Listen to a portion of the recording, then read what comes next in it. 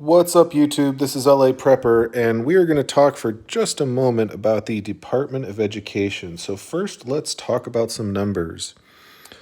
Current numbers estimate that total annual spending on education between the federal government, state government, and local government is approximately $878 billion. $878 billion.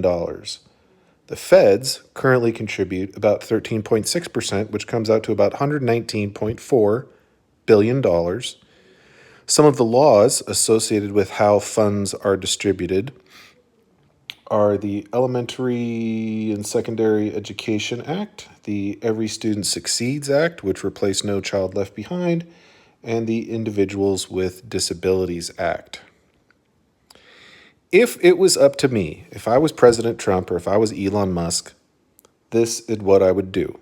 And before I say what I would do, I should mention that it's fairly well known that America's education performance on general is pretty awful. We do have some amazing schools in the public and private sector, especially with respect to colleges.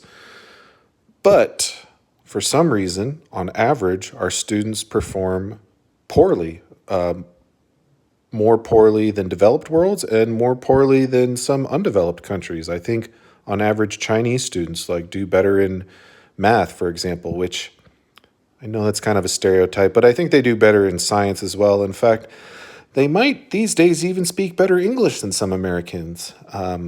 China does not mess around with education.